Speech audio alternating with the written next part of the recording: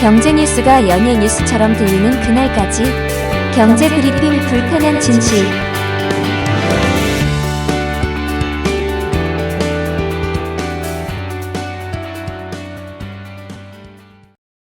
경제 브리핑 불편한 진실 10월 29일 순서 시작하겠습니다. 일주일밖에 안 남았죠. 미 대선 얘기인데요. 우리나라에서도 미 대선에 대한 관심 갈수록 높아지고 있죠. 누가 당선되느냐에 따라 우리나라에 미치는 영향이 너무나 크기 때문인데요. 그래서 오늘은 미 대선에 대한 4가지 이슈, 우리가 챙겨야 할 4가지 이슈를 살펴볼까 합니다.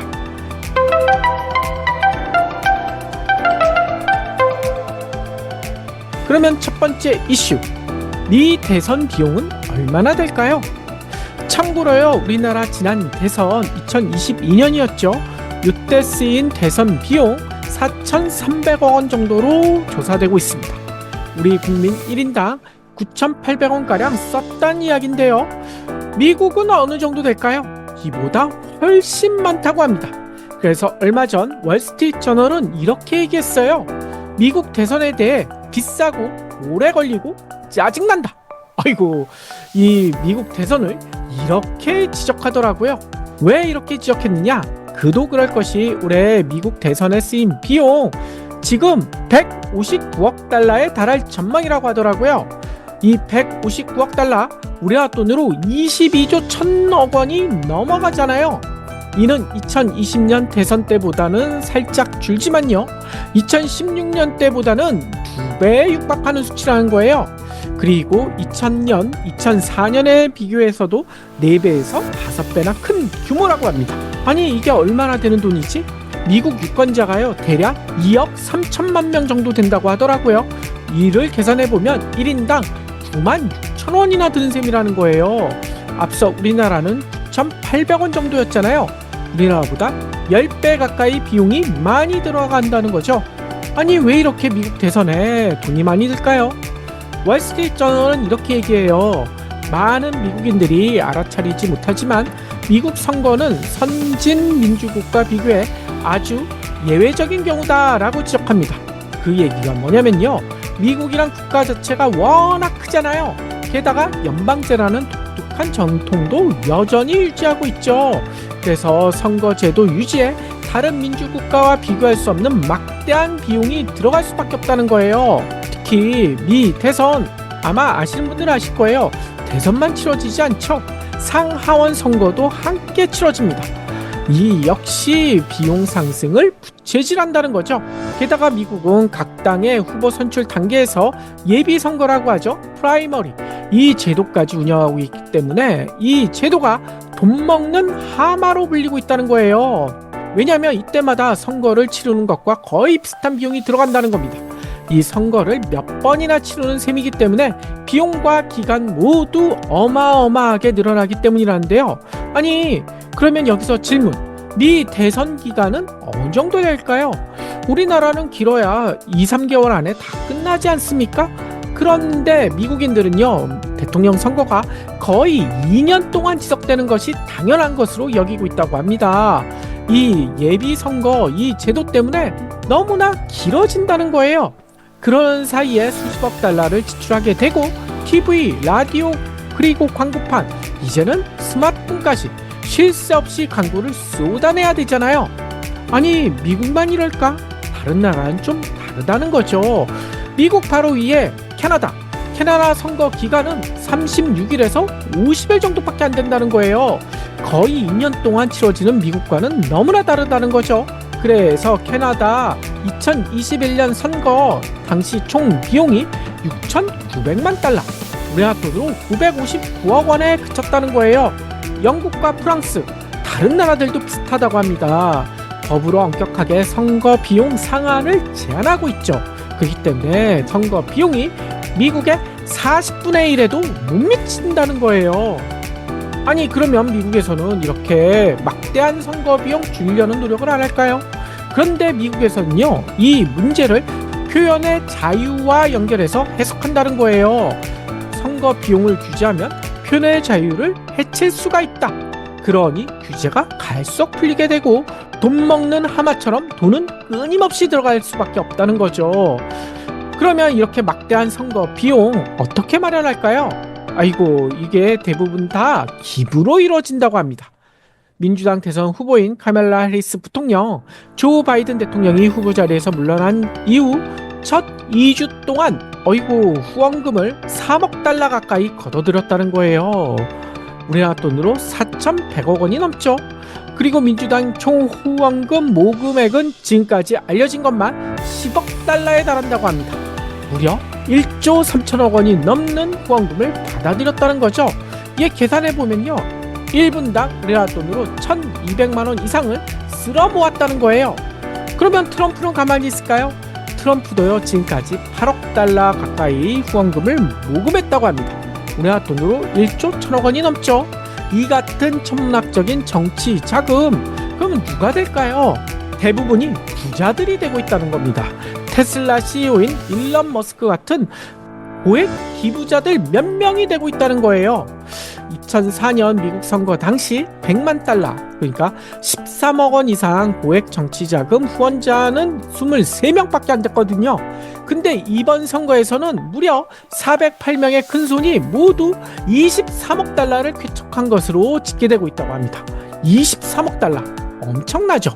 이 때문에 민주당, 공화당 모두, 해리스, 트럼프 모두 이들 고액 후원자들에게 매달릴 수밖에 없는 정치 환경이 만들어지고 있다는 겁니다. 물론 미국에서도 풀뿌리 유권자들 사이에서는 이미 고비용 구조와 무분별하게 범람한 정치 광고에 대한 염증이 제기되고 있긴 해요. 마찬가지로 고액 후원자들의 커지는 정치적 영향력에 대한 우려도 크게 일어나고 있고요.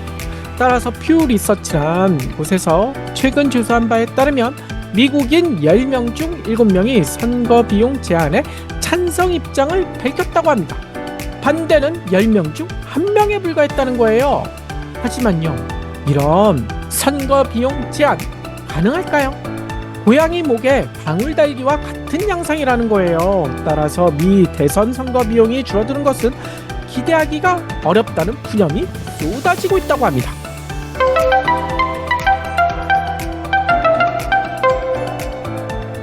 미 대선 두 번째 이슈. 만약 애청자 여러분들이 미 대선에 투표할 수 있다면 누구를 찍고 싶으신가요? 각자 성향이나 이해관계에 따라 지지하는 후보가 다를 수밖에 없겠죠. 하지만 아무래도 우리나라 분들 중에서는 해리스를 지지하는 분들이 많으실 것 같아요. 하지만 미국 내 여론은 매우 팽팽하다는 사실 다들 알고 계실 겁니다. 최근 들어 전국 유권자 대상의 여론조사에서는 트럼프가 막판 상승세를 타고 있다라는 결과들이 나오고 있죠. 하지만 해리스가 근소하게 우위를 점하고 있다는 분석도 아직 많고요. 이렇게 팽팽하기 때문일까요? 표심을 움직일 수 있는 셀럽들의 활약이 이번 대선에 유독 주목받고 있다고 합니다. 팝스타 비욘세의 활약은 아마 많은 분들이 이미 알고 계실 거예요. 근데 얼마 전에는 어머니까지 모시고 해리스 유세장을 찾아 지지 연설을 했다고 합니다. 비욘세만이 아니죠. 영화 타이타닉 등으로 유명한 배우 디카프리오도 해리스 열렬 지지한 거예요. 인스타그램에 글과 함께 직접 출연한 영상까지 올려 해리스 지지 의사를 밝혔다고 합니다. 반면에요, 브레이브하트로 유명한 배우 멜 깁슨 아시죠? 멜 깁슨은 트럼프에게 투표하겠다라는 의사를 공고히 하고 있다는데요. 뿐만 아니라 테슬라 CEO인 일론 머스크가 트럼프를 지지한다라는 사실 너무나 유명하고요. 따라서 셀럽들의 영향력 싸움 이번 대선에서 매우 볼만하다는 거죠.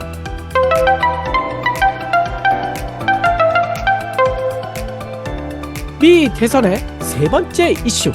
선거 결과는 선거 다음날 바로 발표되는 게 아니라고 해요. 한참 뒤에 발표될 예정이라고 합니다. 우리나라의 경우 이 선거 결과 늦어도 다음날 새벽에는 알 수 있지 않습니까? 하지만 미국의 경우는 매우 다르다고 해요.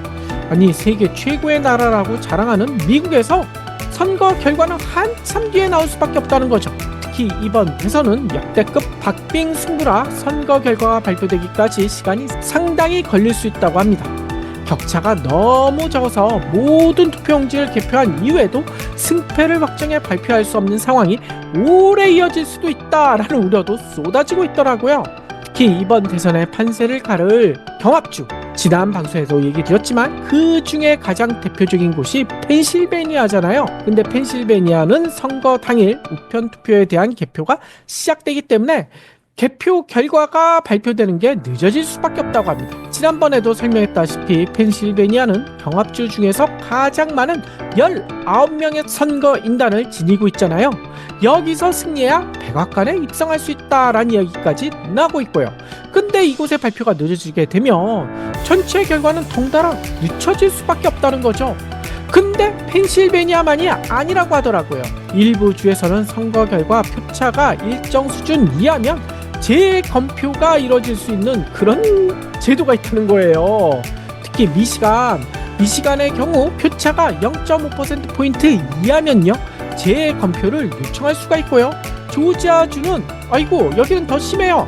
0.5%포인트 이하면 이거는 신청이 필요 없어요. 자동으로 재검표가 진행된다고 합니다. 위스콘신 같은 경우에도 1%포인트 이내로 격차가 나오면 재검표 요청이 가능하고요.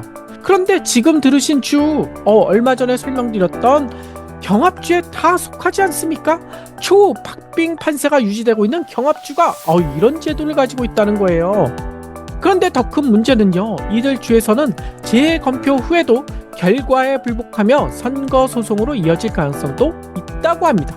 실제로 그럴 일이 벌어질 뻔했었던 일이 있었죠. 아마 기억나시는 분들 계실 거예요. 2000년 대선 때 그 당시 경합주로 불렸던 플로리다 0.5%포인트 차이로 득표율이 업스하게 나왔잖아요. 그래서 양당에서 재검표를 두고 법정 공방을 벌인 적이 있습니다. 그런데 당시 연방대법원이 재검표 중지 명령을 하면서 공화당의 부시 후보가 한 달여 만에 이게 무려 선거 이후 한 달여 만에 당선을 확정지었잖아요. 한 달 동안 미국이 진짜 혼돈 속으로 빠져들었었거든요. 근데 이번에도 그럴 가능성이 매우 높다는 거예요.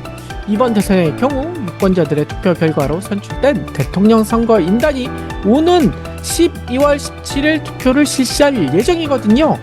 그런데 앞서 얘기 드린 것처럼 이 경합주에서 재검표 그리고 선거 소송까지 이어지게 되면 각 주에서 승리 후보를 결정해 선거인단을 확정하지 못할 수도 있다는 겁니다. 그러면요, 미국이 그야말로 대혼란에 빠질 수도 있다는 거죠.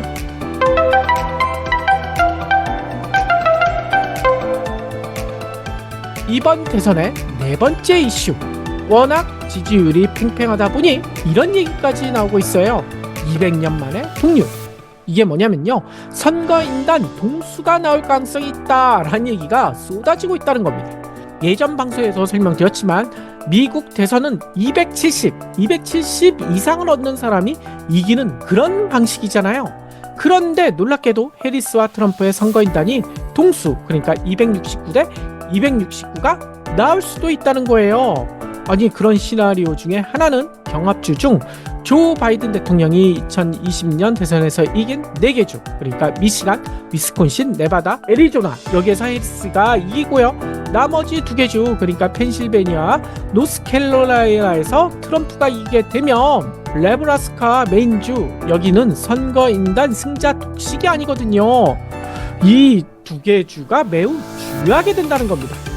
그런데 네브라스카 같은 경우에는 5명의 선거인단 중 2명은 지역별로 득표율이 높은 후보에게 1명씩 배정하는 방식이거든요. 전반적으로 이 네브라스카 공화당이 우세한 지역이지만 조지 소로스의 고향이자 워런 버핏 회장이 사는 오마하 등 도시 지역에선 해리스를 지지하는 사람들이 많거든요.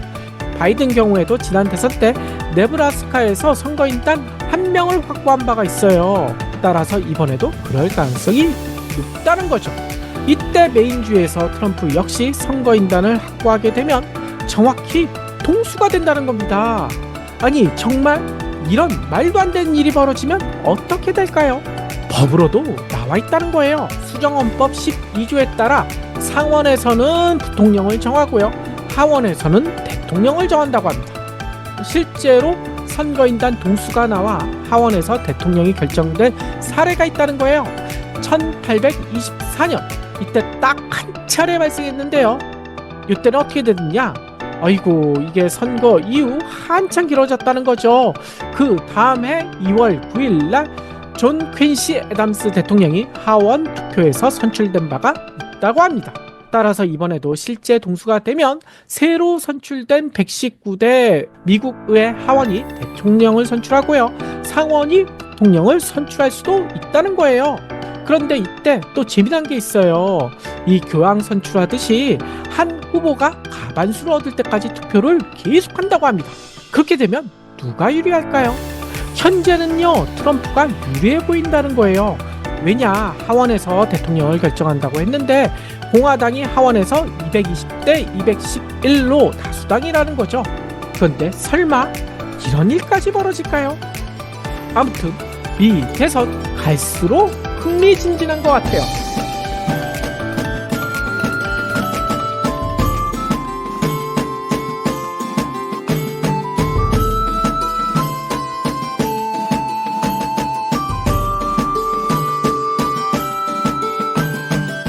경불진 완주해 주셔서 감사합니다. 하트 투척, 댓글 남기기, 링크 공유, 계좌 후원 등 경불진 2PD에게 힘을 보태주세요. 더 좋은 내용으로 보답하겠습니다.